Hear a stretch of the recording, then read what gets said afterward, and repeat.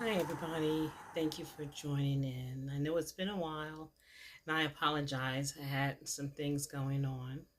I hope all is good with you. Drop me a comment. Let me know what's going on in your world, what's on your mind. So, in this segment, I'm going to show you some of the singers and bands from back in the day. I say the late 60s, early 70s, just because they are mentioned in this segment I'm about to read.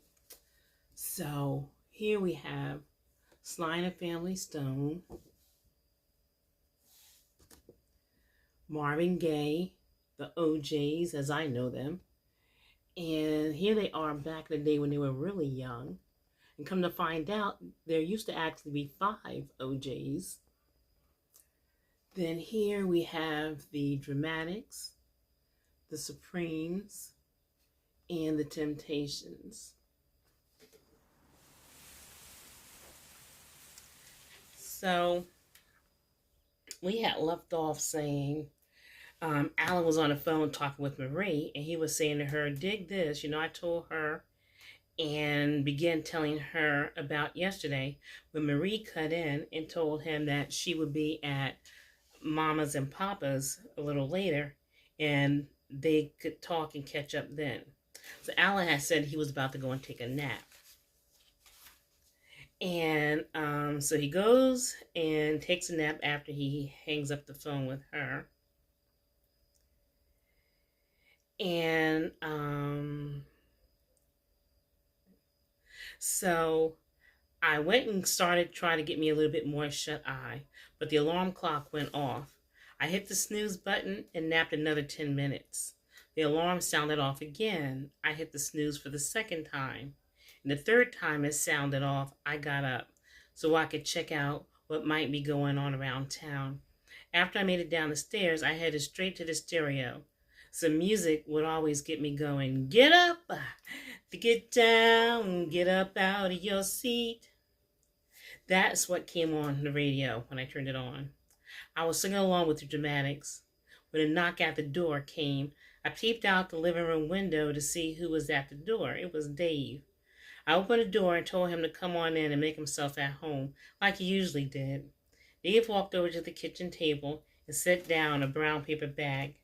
Then he reached in and pulled out some scotch. I went in the freezer to pull out an ice tray and grabbed 2 glasses from the sink. I also picked up my bottle of wine. He fixed his drink and I poured a glass of wine. I took a sip, then told him to come on outside on the porch. We drank, bullshitted, and listened to music until I thought I'd better go and take my shower. I had come out and just thrown on a pair of jeans and, of course, freshened my drink. Dave was in the living room dancing to the OJs. I told him, come on, let's hit the streets for a while. I have to be back around 7 for another nap and to get ready to go out with Marie. So while we were out, Dave and I stopped by his place for him to pick up a change of clothes for later tonight. No doubt he'd be hanging out with us.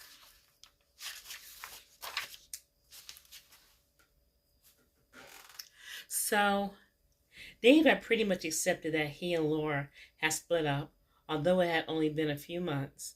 He didn't speak of trying to make the marriage work. He just visited his son on the regular. After leaving his place, we hit the courts just to check out to see what was going on. There were a few guys there, no real game going down. So we shot a few, mostly a game of horse. Then we played a half-court game to 21. From here, we rode down the avenue. A lot of people were out, driving and strolling on the Ave. We saw some guys we knew and pulled over to talk and shoot the breeze for a few. They said they were stopping in the Turf Club for a drink after work. So I parked the car and we went on in with them. There were a few people in there, sitting around the bar, even had 3 women on the dance floor. So I ordered my drink, took 2 sips, and joined the chicks on the dance floor. Sometimes it's nice to go to a bar and it's almost empty, like you have the place almost to yourself. So we hung out and there for a few, say about an hour, before we went back to my crib to take a little nap and get ready for Marie. During the day, I had mentioned to Dave I was thinking about moving down by the beach. Didn't know when, but it had crossed my mind. Later that night, I was just waking up to get ready to go out when the phone rang. I answered it and it was Debbie. I told her I was going out with my sister, but I could get with her the next day. So we made plans. As time went on, I realized Trina really meant what she had said. She was giving me time to get whatever it was that's in my system out of it. I started seeing more of Debbie until we became an item. About 3 months later, she moved in with me. And we stayed at the house behind my parents still for some time. Debbie and I decided she'd move in with me since Trina and I hadn't fixed our relationship.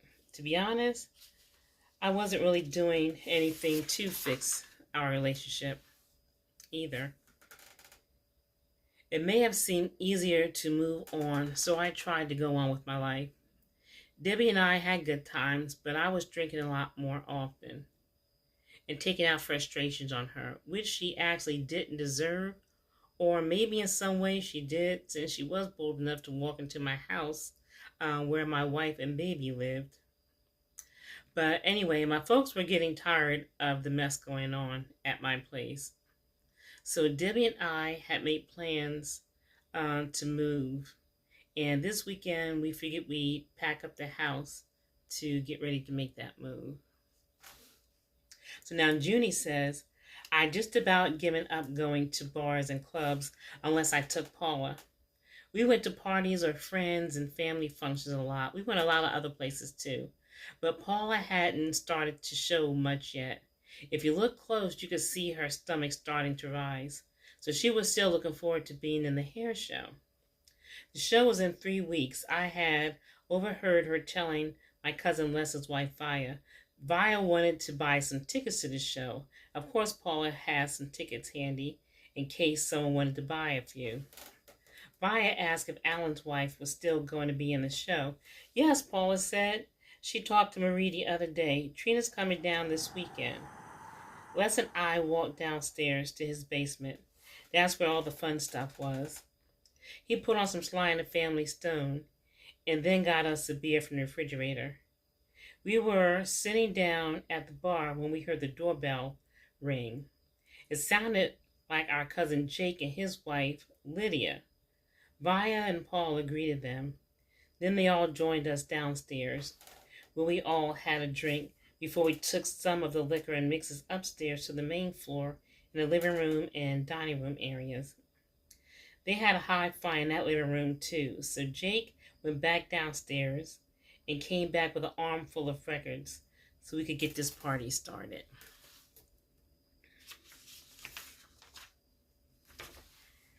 And that's what we did. Via and Paula liked wine. I enjoyed wine, but don't get me wrong, I really enjoyed a good stiff drink once in a while too. So we had a drink, then dance and talk, and talking was going on. Paula was drinking a glass of juice like a good mom to be. As usual, my folks got together and hung out often, and anybody there was always guaranteed a lot of laughs, talking about things we'd done, and something funny would always happen when we were together. Man, about midnight, Paul and I made it out of Les's and Via's house. As usual, everybody had a good time. I mean, it wasn't a bunch of people, just 3 couples. And Les and Via's kids were upstairs most of the time while we were there. Paula had been having symptoms of being pregnant, a slight queasy feeling in the stomach that would come and go. Even some smells made her nauseous. Poor little thing, she even had to take a nap every day because she was so tired and sleepy most of the time. Time had been going by pretty fast. Finally, this Saturday coming was the hair and fashion show Maria was doing at the convention hall. Marie, Paula, Trina, Laya, and Deja had all agreed on the hair, makeup, and clothes they would wear for the show. Thursday, Trina kept her word and came down. The women went to the convention hall for rehearsals. Paula had wanted me to stop by there to see them. I think she really wanted me to come and see her. But, strutting on the runway, I had time, but that was for women, so I didn't stop in. I was going to shoot some ball with my guys, and two, I would see them all doing their thing over the weekend. So I went to spend some time with my boys and get a break from work and homework. Tomorrow I was working half day, then my week of vacation would start. Later that night, when I came in, Paula told me about some of the events that had went on at the practice. How these three women who were modeling had gotten into an argument, and how the outfit she was to wear in the show had gotten too tight on her. So my mom and my Aunt Kate, they could sew, so they did some alterations on her dress so it would fit around, especially around Paula's stomach. It was Thursday, 2 days before the show, so I went to drop off Paula's dress to be altered.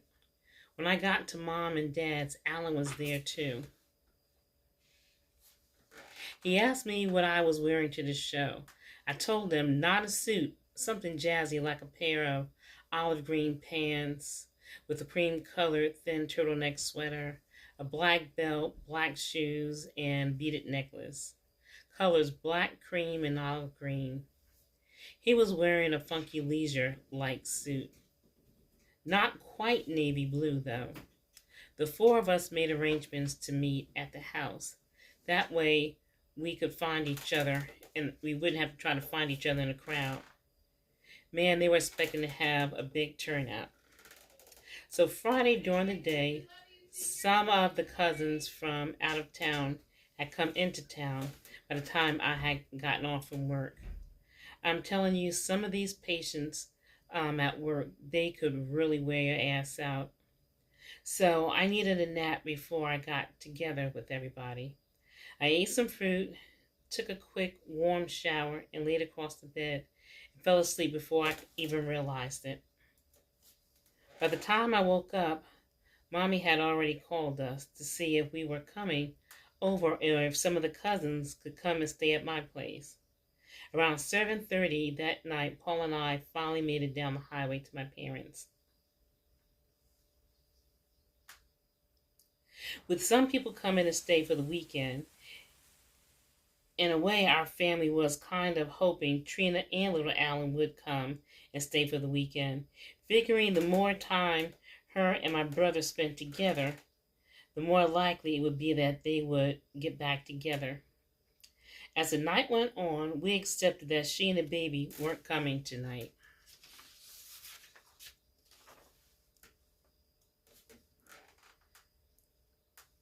Everybody doing okay? After hanging out, Paul and I made it back to our apartment around 2 in the morning, exhausted. Saturday morning came around, and I called my mother to see what was going on.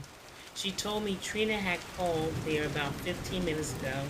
She was calling from the train station and wanted somebody to pick her and the baby up. Of course, Alan went to pick them up. After I cooked breakfast and we had eaten, we just relaxed for a bit.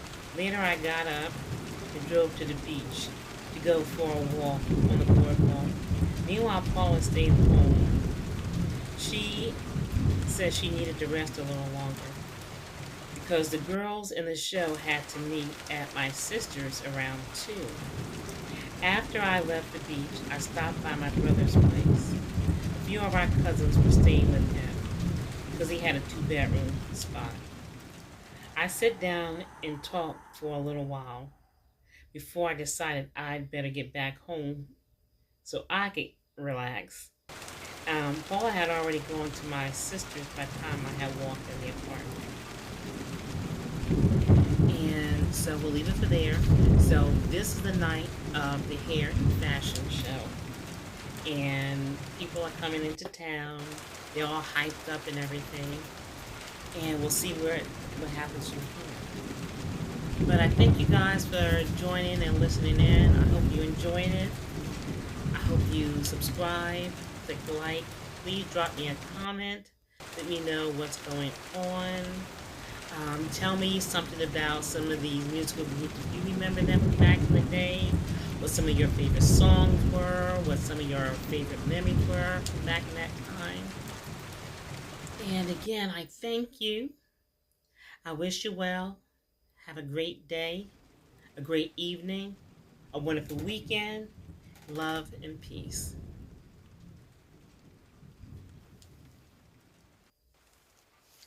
So hold this up just one more time. Just one more time. Now take it easy.